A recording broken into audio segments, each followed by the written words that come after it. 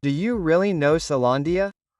In today's video, I'm going to show you a little bit about the area surrounding the new Hora development. I'm going to take a walk around the block and talk a little about the history of the neighborhood, as well as show you that it's a very peaceful area, but that it was neglected for a long time and that now, with the Reviver Centro program, it will be completely revitalized in the coming years, generating a great opportunity to invest in the neighborhood in a building with some of the most beautiful views in all of Rio de Janeiro and that has a strong vocation for tourism. So let's take a walk around Selandia together, but first, leave your like, subscribe to the channel and consider becoming a member to have access to the videos in advance. And that way, you support me in continuing to do this work in which I show the main developments here in Rio de Janeiro. Hello everyone, how are you? So, today's a different video.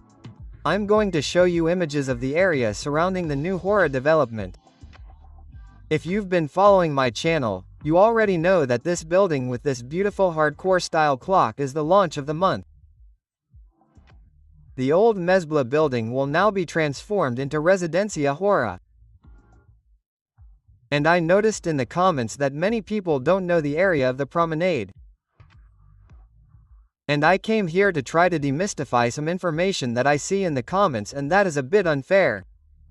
For example, saying that it has always been chaos here, that it is a dangerous place. And to prove this, I came here to Maratba Gand Square and walked around the place with my cell phone to prove that it is a normal place in the city of Rio de Janeiro. As in most big cities, there are homeless people, yes, but not as many as some say. Marat Magandang Square is the central square that you see and was named in 1968.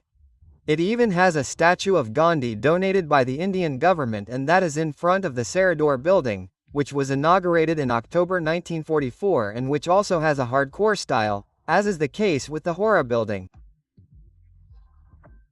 In fact, I recommend you go. In case you don't know what this launch is about, with this beautiful clock that is over 90 years old and that will once again be a residential building, I suggest you take a look at the description of this video, where I will leave the link to the video in which I explain about the Hora project and that will revitalize this building and, in fact, will build a beautiful rooftop in this space that you are seeing. But before I walk around the neighborhood, I need to show you the back of the Hora building. Many of you ask me what the back of the building is like. Obviously, it cannot be compared to the view of Guanabara Bay, but the profitability study of the project stated that the percentage of profits for the units at the back is higher than for the units with a view of Guanabara Bay. Therefore, I can say that my services in the building are aimed at two different audiences, because those who want to live there tend to choose this type of view with this beautiful view of Guanabara Bay and Sugarloaf Mountain. But those who are thinking of investing tend to prefer units with this view because of the reduced value and the possibility of higher percentage gains in the rental and the greater symmetry of appreciation over the years. Therefore, if you are thinking of living in Pau de Açúcar, buy towards Pau de Açúcar. If you are thinking of investing, the tendency is to buy towards the Lapa Arches, which does not prevent you from going on the tour and enjoying a little of this wonderful view. Another detail that many customers had doubts about was in relation to the available floor plans. And the facade has several different styles of floor plans, which is why the second floor does not have a balcony and the floors from the 3rd to the 12th floor have floors that alternate between balcony and balcony. Note that on the 12th floor, which is the one you are seeing, the balcony is open, very different from this balcony on the 9th floor, for example, which has a roof. However, on the top floors, the balconies are replaced by these large glass windows that allow a full view of the neighborhood, totally privileging the view. So tell me in the comments, do you prefer a balcony or a window with a full view of Sugarloaf Mountain? Leave a comment below so I can find out. So, now that you know a few more details about the Hora building, let's take a walk around the building's blocks so that you, especially those from outside the country, can get to know the area a little better. The first detail I wanted you to pay attention to is the sidewalk, which is made entirely of Portuguese stones. Remember when I said that the sidewalk reminds me a lot of Europe? Well, I'm keeping my word. It really does look like a little piece of Portugal, doesn't it? And to go around the block, we enter one of the most well-known streets here in the center, called Rua das Marrecas, which is right after the Hora building, and which has a very interesting name, because this used to be a very swampy area, with low vegetation and a lot of humidity, which attracted many ducks and drakes that spread throughout the region and, even after it was urbanized as it is now, it was named Rua das Marrecas. It is a mixed street with commercial and residential buildings and it is very quiet. I myself have walked here several times at night and have never had any problems. And you can see that it is not an inhospitable place. You don't see much graffiti or a hostile atmosphere. I sincerely hope that this will clear up any misinformation about the neighborhood. The neighborhood is excellent, and it will increase in value a lot after it is completely revitalized. And I often feel that the people who complain in the videos are the people who don't buy or can't buy and keep finding fault with everything. So far, I have made several visits to the development and all of the clients, without exception, were amazed by this incredible opportunity. That is why I recommend that you come here and see Residencia Hora here on Rua do Passeio, in the center of Rio, which I am sure will increase in value absurdly in the coming years. So, we are reaching the end of Rua das Marrecas. It is a street that leads to the back of the Arches of Lapa, one of the most bohemian areas in all of Rio de Janeiro and which you can reach on foot. While we walk, I will tell you a little about these arches, which were actually designed to be an aqueduct, to carry water to Santa Teresa, which is an upscale neighborhood here in Rio de Janeiro. You must have heard of the Santa Teresa cable cars and know that today the arches serve as tracks for these cable cars. Notice how close it is to the development. And this is one of the most bohemian areas in all of Rio de Janeiro and you can reach it on foot. Another detail that I filmed was this space, which is the headquarters of the military police, which is also very close to the Hora building, which ensures a little more tranquility in the area, since it has a little more surveillance than the rest of the city.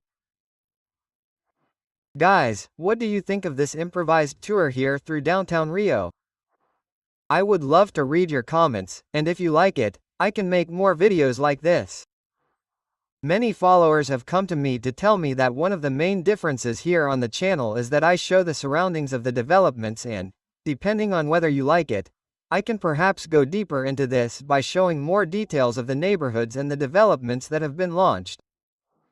So help me make my channel even better by leaving your opinion in the comments. Another detail, guys, is that the views from the back of the Hora building are towards the back of this building there, which is a beautiful corporate building, completely mirrored, called Passeio Corporate, which is this mirrored building, petroleum blue, and which gives an air of modernity to this old area. Another interesting fact about the back units is that, because they are located in front of a commercial building, you tend to have a very quiet environment, which is a plus for those looking to invest in Airbnb. By the way, if you look at the description of this video, there is a guide that helps you discover the secret to filling your Airbnb and maximizing profits with simplicity. And that brings together tried and tested strategies that teach you, among other things, how to appear at the top of searches and get incredible feedback from guests. And this helps you rent more and have an even higher average occupancy.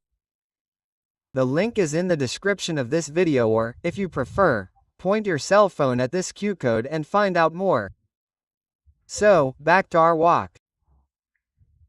We are on Evaristo da Veiga Street, very close to this theater, the Municipal Theater of the National Library and the cinema as a whole, but I preferred to go along Senator Dantas Avenue, which has several options of restaurants and hotels from large chains, such as the Windsor, for example. Another detail about the area is that it really does have a lot of street commerce, which I don't think is a bad thing, because, gosh, it allows people to start businesses and this creates extra local activity, which is a good thing. Further ahead we come to the Riachuelo Theater, which by the way is not just a theater, because in addition to the shows, it has a cafe and commercial spaces. While I was there, I finally managed to fly the drone. Those of you who watched the first and second videos also noticed that I wasn't using the drone. I had several problems. Anyway, I managed to walk around the area a little. There you can see Mahatma Gandhi Square and the beginning of Flamengo Park. And there is the end of Rio Branco Avenue, where the VLT passes. And there you can see the buildings that retain some of the characteristics of a Rio de Janeiro that no longer exists. That's why the city government is right to preserve this area, revitalize everything, remembering that it could simply demolish or rebuild the buildings. And this possibility of renovation comes to ensure that a bit of history here in Rio de Janeiro is preserved. And now flying over Praça Floriano, where several protests and cultural activities took place here in Rio de Janeiro. Right next door is a very well-known bar, called Bar do Amarelinho, which has also become a tourist attraction here in Rio de Janeiro. In the back, the Teatro Municipal, on the right side, the Biblioteca Nacional. And just look at the incredible view you have of the Flamengo embankment and Pão de Açúcar.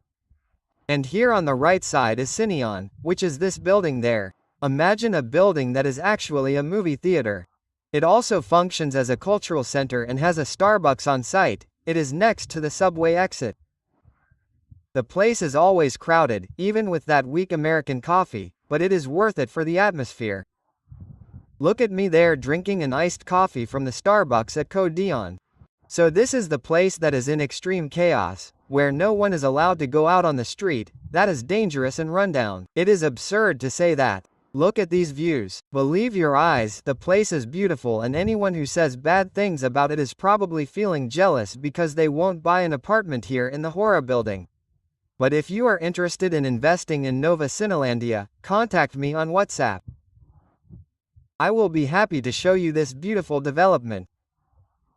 So contact me here on WhatsApp, and if you want to see the full presentation, just click on the link on the side.